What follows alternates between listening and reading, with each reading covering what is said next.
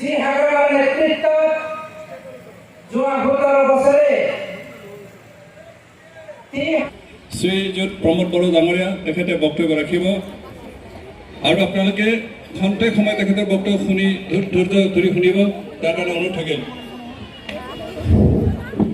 बड'लेण्डआ जानायनि बारदै सिख्ला फैनायनि सम जादों बड'लेण्डआव बे बारदै सिख्लाखौ सोर लाबोदों बैसागोनि सिगां सिगां बारदै सिख्ला फैयो बहाग बिहु रङाली बिहुर आगे आगे बड'लेण्डआ है केदिनमान আগতে ক'ৰবাত কিবা হৈছে बड'लेण्डआव गुरियाव UPPLनि हांख्रायनायाव रोजा रोजा बर' आरो गुबुन गुबुन माहारिनि रायजो राजाफ्रा बेवहाय नुजाफैदों।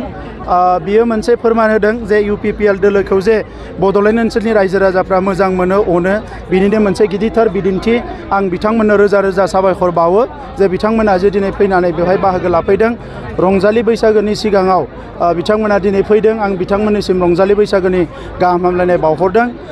UPPL दोलोखौ जोंनि इउजि ब्रह्म बिथाङा जोनोम होनाया गुबैयै बड'लेण्ड ओनसोलाव गोजोन थासारि लाबोनो जौगानाय लाबोनो जोंनि माहारिजों लोगोसे गुबुन माहारिनि गेजेराव अनलायनाय आरो मोजां थासारि लाबोनो मोनसे थांखि लानानै UPPL दोलोखौ जोनोम होदोंमोन आरो बे UPPL दोलोआ दिनै बड'लेण्डआव सरकार दानायनि उनाव जोंनि ओनसोलाव गोजोना फैबाय।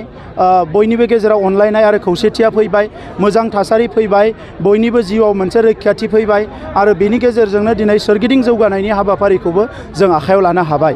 दुखुनांथाव बाथ्राया बेसो जे हाग्रामा महिलारिनि दैदेननायाव BPF दोलोआ साननैसो सिगांनिफ्राय गोजोन रेलि होननानै पिस रेलि होननानै खालामबाय थादों।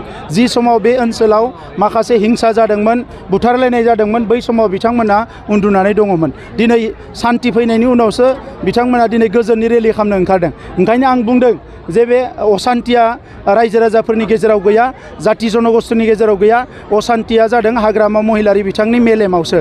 बिथाङा दिनै बै समाव जि दमन नीति सिगिस्थ' खालामनाय माखासे रां जाख्ल'नाय बै थासारिफोरखौ सृष्टि खालामनानै राजखान्थि खालामदोंमोन बेवहाय गोजोन मोनदोंमोन। बेफोरखौ खालामनो मोनैखाय दिनै बिथाङा असान्थि मोननानै सान्थि रेलि खालामदों। नाथाय बेफोर हाबाफारिजों रायजो राजाफ्रा बिथांखौ खुनु कारनाव बजबफिननाय नङा।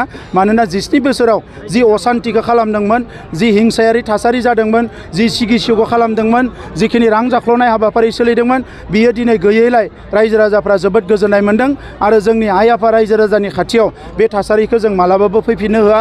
मोनसे मोजां थासारिजों बड'लेण्ड ओनसोलखौ दैदेनलांनायनि थाखाय जों खामानि मावगोन। सारा खम समायावनो जिबायदि खोथा होदोंमोन बिटिआर एकर्डनि क्ल'जनि मोगथां महरै सारा मोनसे दुखुनो देखायबाय थानो हादों बेनि बेलायाव सार मा बुंनो सानो? बिटिआर एकर्डआ बयनिख्रुइ फार्स्ट थाबैनो एकर्डआ इमप्लिमेन्ट जागासिनो दङ। माखासेल' एकर्डनि क्ल'जफोरा इमप्लिमेन्ट जायाखै बिनि थाखायबो जोङो भारत सरकार आसाम सरकारजों रायज्लायगासिनो दङ। गुबै बाथ्राया जाबाय जोंनि सिमा अरनायानो गुबै थांखिमोन आरो 60 गामि गोदानै फोसावनानै चिफ मिनिस्टार बिथाङा अलरेडि क्लियार खालामबाय जे जोंनि सिमाया जे अरलांसिगोन बेखौ रोखा खालामबाय आरो बेनो मोनसे गुबै जोंनि थांखिमोन। बिनि अनगायै जोंनि माखासे NDB जोंनि बिदा फंबायफोरनि केस रिहेबिलिटेसन बेफोरनि खामानिफ्रा सोलिगासिनो दङ। मुंख्लं न'खरफोरनो जिखिनि अनसुंथाइ होनांगौ बियो लेट जादों। कारना जाबाय मा जे होम डिपार्टमेन्टनिफ्राय आरो SIBनिफ्राय माखासे स्क्रुटिनि खालामगासिनो दङ सोर जेनुइन नंगौ नङा। आङो फोथायो नैबे बोसोराव जोङो 500निफ्राय 700 न'खरनो अनसुंथाइ होनो हागोन। दिनै हाग्रामा महिलारिया बुंबाय थादों माने अनलि प्रमोद बर'खौल'सो रायनानै बिथाङा रायजोफोरनि सायाव मोनसे गुमराह खालामो। दुखुनांथावा बेनो जे रायजोफोरनि थाखाय मा मावगोन बेखौसो बुंनांगौ। जेला बिथाङा पावाराव दंमोन अब्लाबो आंखौनो रायबाय थाबाय आरो दाबो बिथाङा आंखौनो रायबाय थादों आरो बुंदों जे एबसु अफिसनिफ्रायसो सरकार सालायदों होननानै। दा बिथाङा बुंदों आरो फारसेथिं बुंदों जे सोर प्रमोद बर' सिनाया होननानै। जुदि प्रमोद बर'खौनो सिनायाबा दिपेन बर'खौनो सिनायाबा बिथाङा सोरखौ सिनायबावनो आरो जाय दिपेन बर'आ दिनै मोनसे माहारि आफादनि आफादगिरि बेखौनो जुदि सिनायाबा जाय दिपेन बर' बिथाङा दिनै एबसुखौ दैदेनबाय थादों जारिमिनारि एबसुखौ बेखौनो सिनायाबा बिथाङा सोरखौ सिनायनो होमब्ला अब्लाथ' बिथाङा रावखौबो सिनाया। दा बिथाङा सिनायो खालि फैसा आरो पावार बे मोननैखौल' सिनायो। दा ओंखायनो बेबायदि दैदेनगिरिनि आखायाव रायजोआ मालाबाबो सेफ नङा। ओंखायनो दिनै जि मोजां थासारि फैदों बेखौ लांबाय थानांगोन आरो जोङो आइ आफा रायजो राजाखौ सिबिनो होननानैसो राजनितियाव फैदों। 2 बोसोराव कभिडआव बोसोरसे थांबाय माखासे जेंनानि थाखाय जोंहा खामानिया स्ल' जादोंमोन नाथाय जोबोद फास्ट जाबाय दायो।